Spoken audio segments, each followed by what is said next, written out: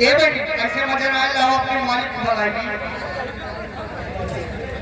ए बाबा सिर मारा के गलाठी में होश हो जाऊं रहेगा हराम लाडो का बस भटकता करे वसीर अच्छा वसीर खान जी हाजी कहाँ हो? लखनऊ लखनऊ। हां वहाँ क्या कर रहे हो? लखनऊ में यूनिवर्सिटी महाविद्यालय है हाँ मास्टर को मुख्यमंत्री को उसमें पढ़ा रहा हूँ। मास्टर मुख्यमंत्री को पढ़ाए आप, हाँ लेकिन मुझे कभी नहीं पढ़ाए। पढ़ोगी हाँ अकेली हो? नहीं, मेरी 3 बहन और हूँ। 3 बहन हैं? हाँ 3 बहनों लेके आए? नहीं, अकेले तो चलाओ बस। अकेले काफी है, बहुत है अकेले। दरवाजा खोलो। आओ आओ। आगे इसी बीच में दुर्जय राजा के भाई दिलजेश निषाद सिर्फ 9 रुपए का पुरस्कार दिए पार्टी की तरफ से बहुत बहुत।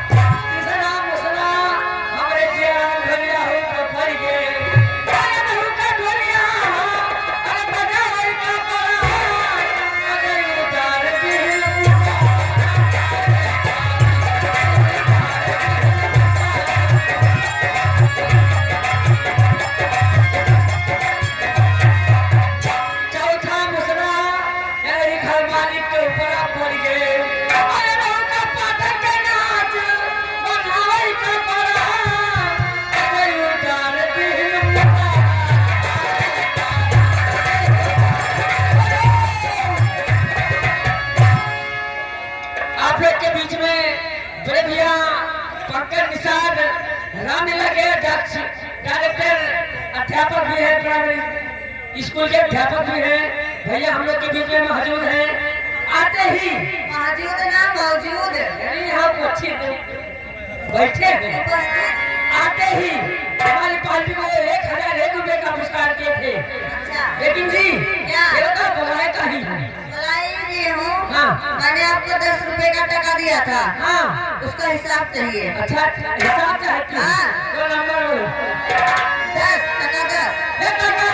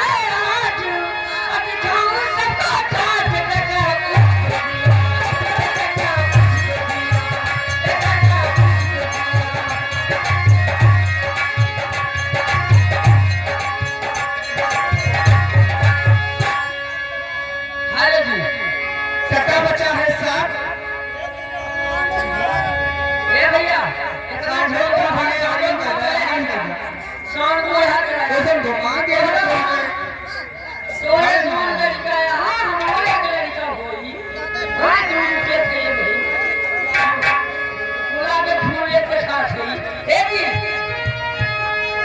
ए टका बचा है साथ ए टका बचा है साथ और घर मालिक कराए नाथ टका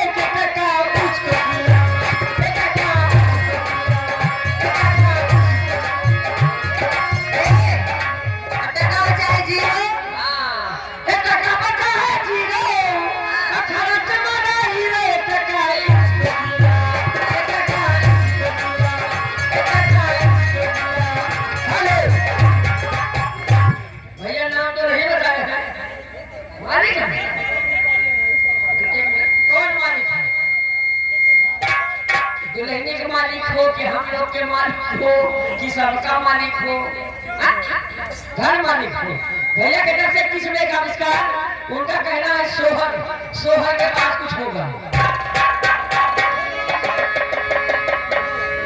कहना है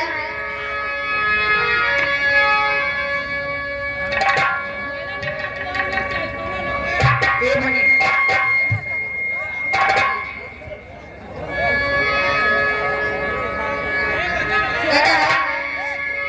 धन धन भाग लगवा मिली हला जानवा हो सखी उतारल हमारे अगनवा गगनवा तेरे जनवा हो सखी उतारल हमारे अगनवा गगनवा तेरे जनवा हो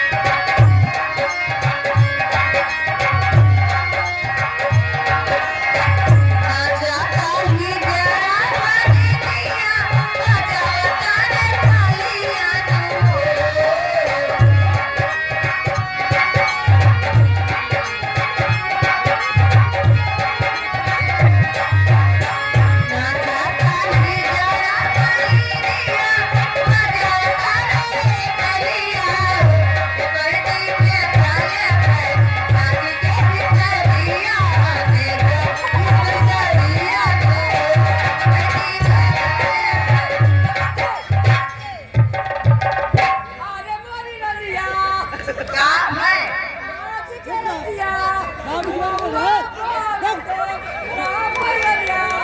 अच्छा काम है ये बतावा अम्मा दीदी कि पही लड़का हो कहीं सिलवा हो जाएगा भगवती का टूबक नहीं ना हो क्या करे ए लोग पति बतावा का भैंसोई है जब के पिएगी ले पिएंगे कहाँ से हाँ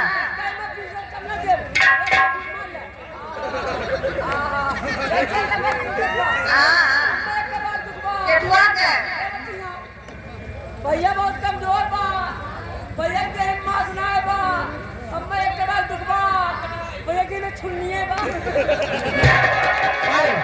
क्या है एक छोटी सी गजब गीत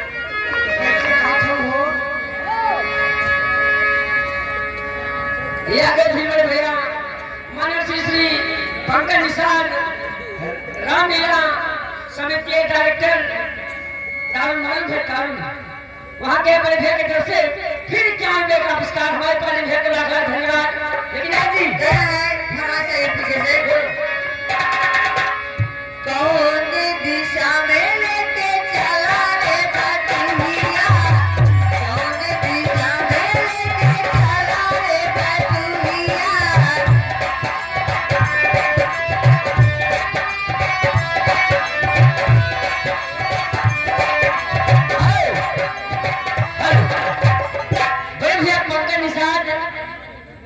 दुल्हनी के भाई साहब बड़े वाले हैं अच्छा जी जो लड़की यहाँ पे आई है उनके बड़े भैया की तरफ से अभी अभी 94 का पुरस्कार होता है कहती क्या हो जरा तेरे तेरे इस वाणी से गुजरे तेरी हाथ दे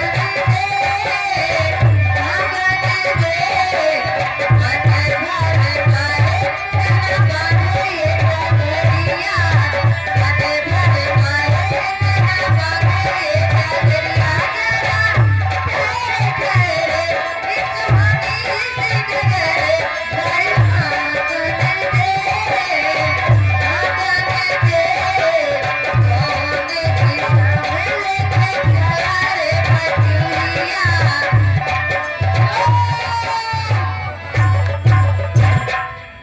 बड़े भैया अर्जुन निषाद सर्किल वाले दुल्हा के बड़े भैया की तरफ से कमर देगा पुरस्कार हमारे पानी भैया को लगा धन्यवाद। छोटी सी गजल गीत गाना है किसी नजर को तेरा इंतजार आज भी है किसी नजर को तेरा इंतजार आज भी है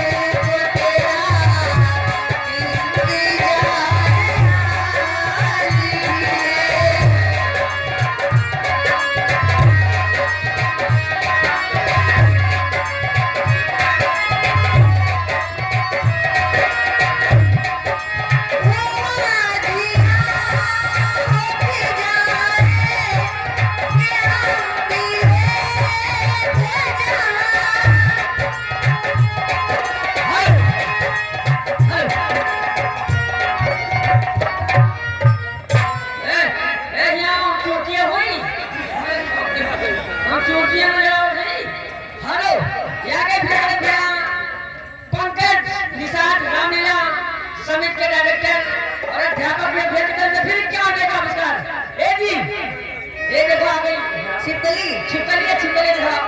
मेरा सोना फरमाइश अरे है मौसी मौसी मौसी मेरा सोना मास्टर जी सोवती मेरा ले मटाली आहे सपाटा ए कटिया क्यों सपाटा ए कटिया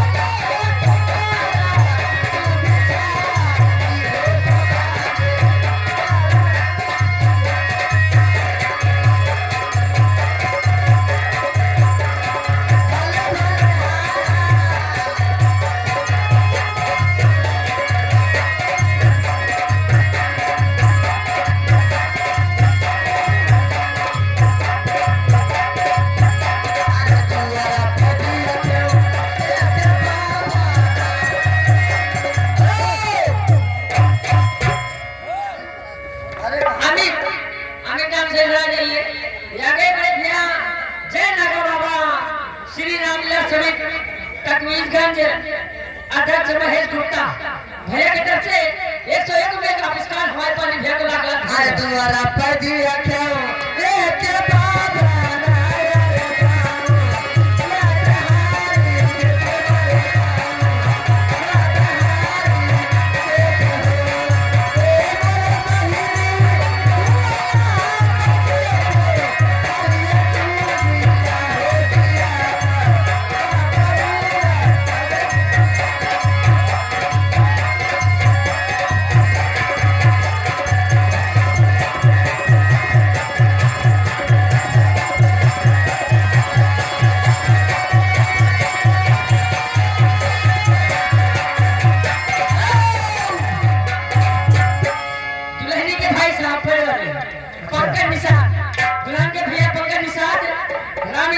भैया की तरफ से फिर 101 रुपए का पुरस्कार है। क्या है जुगे जुगे दिए दुल्हन मिया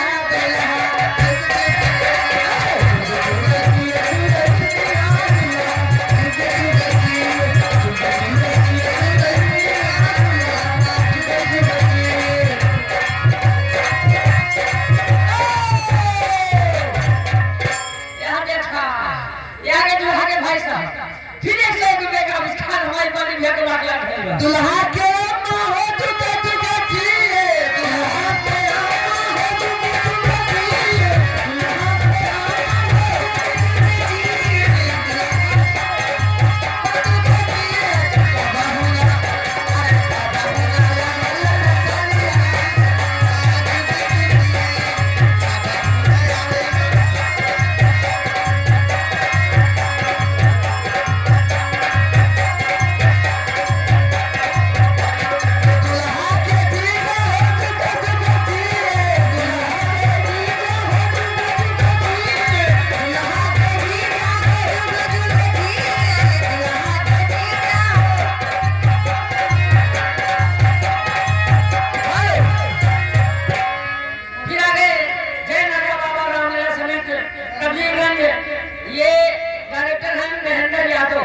भैया की तरफ से 4 रुपए का पुरस्कार हमारे पास भैया को लाख लाख धन्यवाद। कहना है एक से मिली थी कहना बा हरी ना चले लागी राजा तोरे बना ले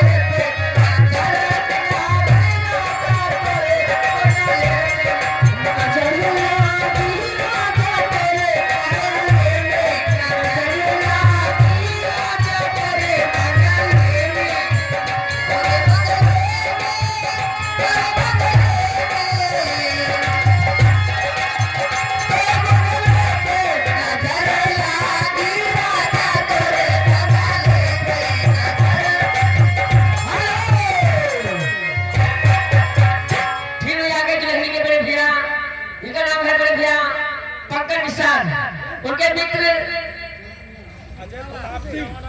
आगे मयूर समित का मिला तारू बाजार लेकिन बड़का आगे हाजिर बता मित्र से 101 रुपए का पुरस्कार है और कहना है हो मिलने के लिए आपसे दिल बेकरारी है हो मिलने के लिए आपसे दिल बेकरारी है।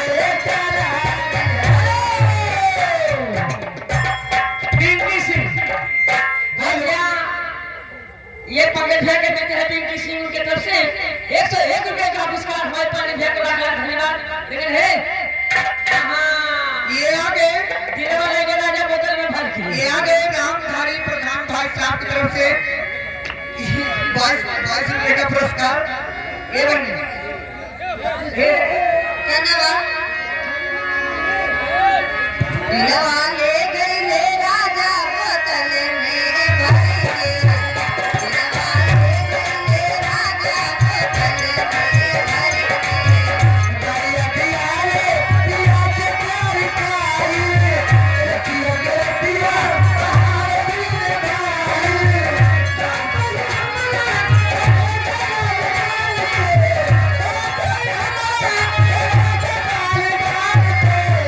दिया वाले दिया वाले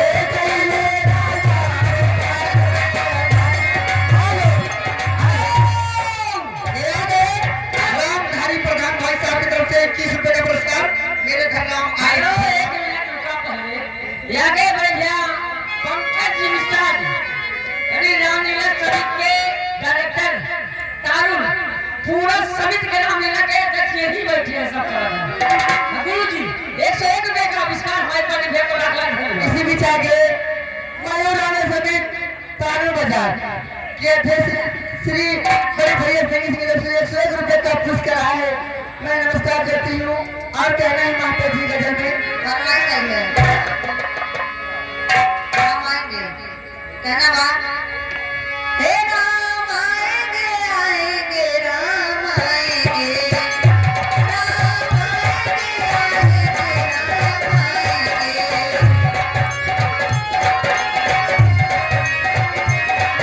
मेरी झोपड़ी के बाहर ले जाएंगे राम आएंगे राम आएंगे राम आएंगे राम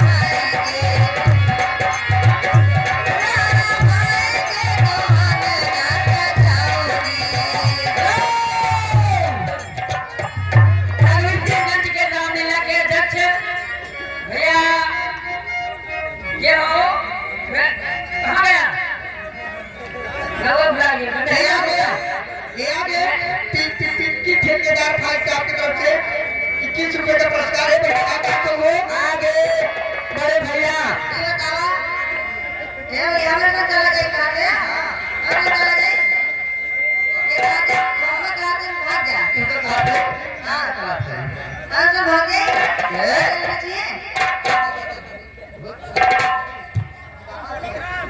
आगे पंकज दिशा की तरफ से 4 रुपए का पुरस्कार आया है। दुल्हन की भैया है मेरी तरफ से और बढ़ना है मास्टर जी कहना बा आगे कबीरगंज के रामलीला अध्यक्ष महेश जायसवाल भैया की तरफ से 101 रुपए का पुरस्कार हमारे पानी भैया को लाख लाख धन्यवाद। कहना है ये मास्टर जी अरे मेरी चोरी हो गई ओ मेरी चोरी हो गई दरोगा जी चोरी हो गई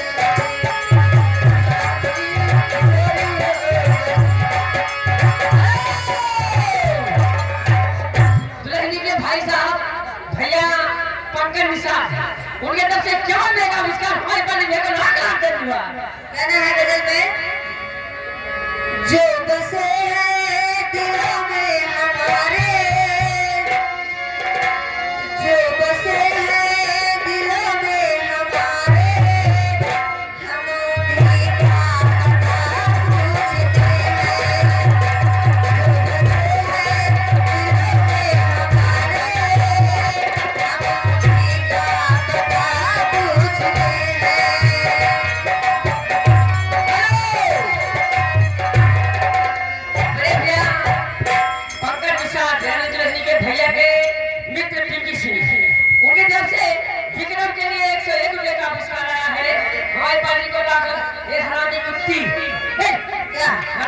कि हमारे टोपी अजय प्रताप सिंह और पिंकी विक्रम के लिए ये भी 100 रुपए का पुरस्कार हमारे पार्टी में है। लाख धन्यवाद। जो बसे हैं दिलों में हमारी बात पूछ दे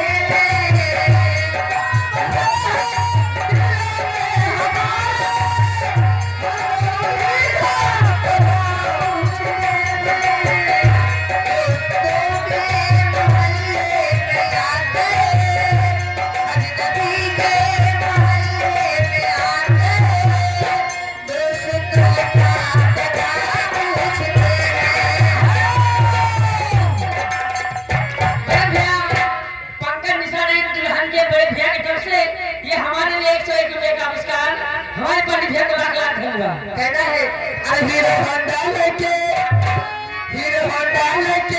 लागल बा हमरे पीछे गुंडा हीरो होंडा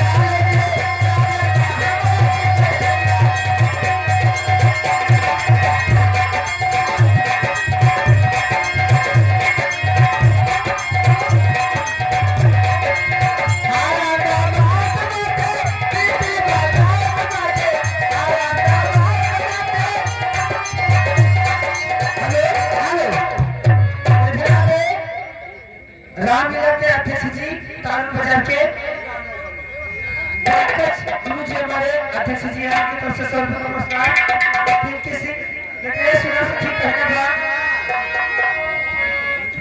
क्या हो चल जी कहना था अगली साल फिर बताने वाला ध्यान दे हरि को से गिला क्या करे रोक नहीं बनी अब रात है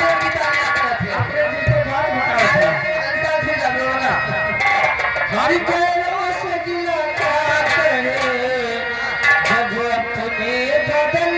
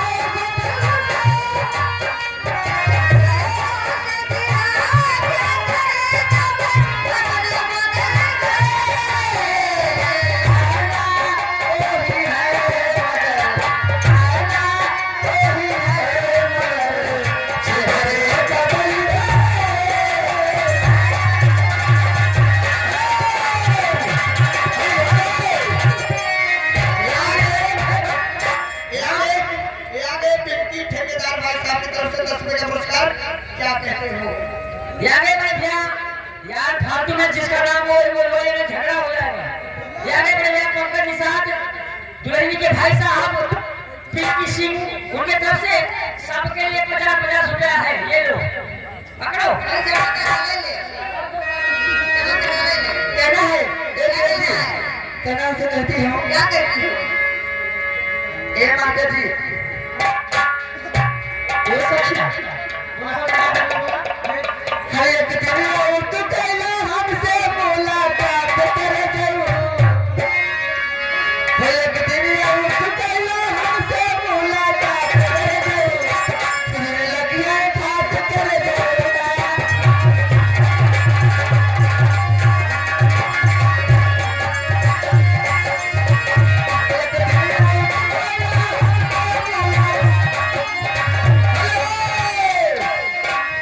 महेश गुप्ता तकबीरगंज के रामला के दक्षिण की तरफ से फिर चांद देगा। आगे इसी बीच श्री मई रामले समिति के अध्यक्ष दुल्हनी के भैया पंकज निषाद की तरफ से 101 रुपये का पुरस्कार है। और कहना है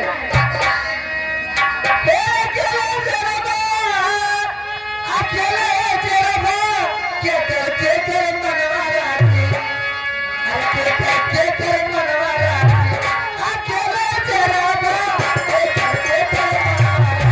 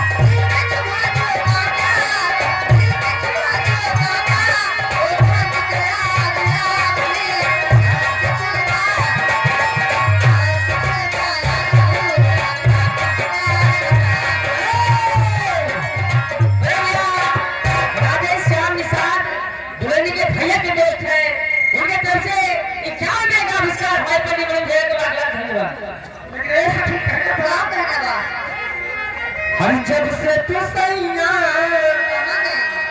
हरियाणा भेटले भेटात नहीं के हमरा से खाना पर चल गइया बहाना बलमती लाइन मारे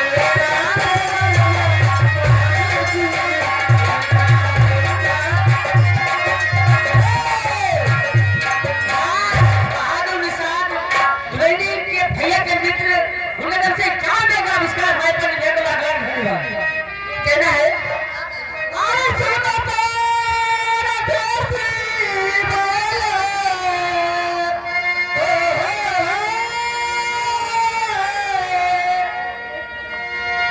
अरे सुनो तेरा देसी बोले अरे हमसे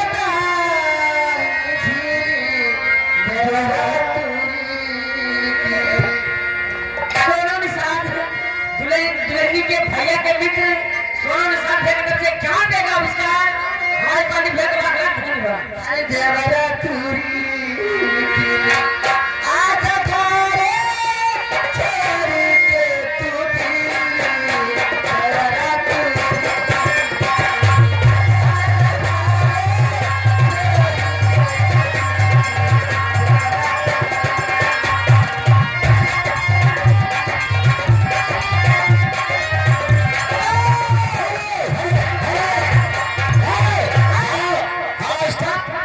ये देखिए आगे आप हैं आशाजीतपुर के निवासी नीरज कुमार गुप्ता साहिब के सुबह का पुरस्कार पार्टी की तरफ से बहुत बहुत स्वागत है नीरज कुमार आशाजीतपुर अम्बेडकर नगर है मैडम है हमारी बात को सुनो अल्लाह गुल्ला बहुत कम एक लाइन मारती हुई अंदर आओ दूसरे एंट्री आखिरी एंट्री लगने वाली उसके बाद हमारा प्रोग्राम हमारे संगीत पर्दे पर है दुल्हनी का मेरे भैया की तरफ से पंकज निशान भैया की तरफ से क्या देगा आविष्कार हमारे पार्टी भैया को लाख धन्यवाद है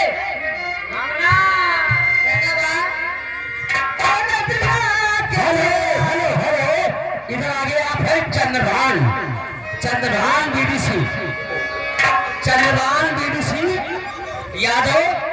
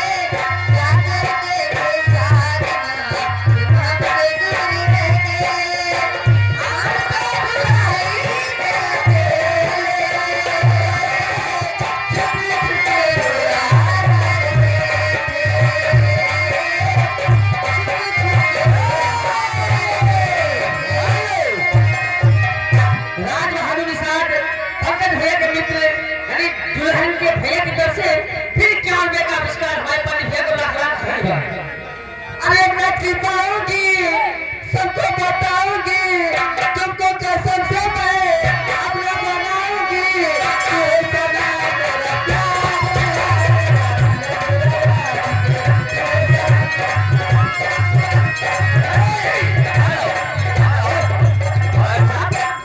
दुल्हा का बुआ दुल्हा बुआ वो बैठी है और दुल्हा के जो वो तीसरे नंबर की मौसी है उनके लड़का होगा। उनके दुल्हा के जो तीसरे नंबर पर जैसे दुल्हा कामा और मतलब तीसरे नंबर पर उनके मौसी है उनके लड़का होगा। हेलो अरे मुन्ना लाल निषाद हमारे पंकज भैया के दोस्त अरे लड़की के भाई साहब की तरफ से ये 500 रुपए का आविष्कार है हमारे मैनेजर मुलाकात धन्यवाद। हाँ दुल्हा के तीसरे नंबर जो मौसी है उनके लड़का होगा 101 रुपए का पुरस्कार है। तो सोहर वो तेरे नैना मेरे नैनों से मीठी मीठी बातें करते।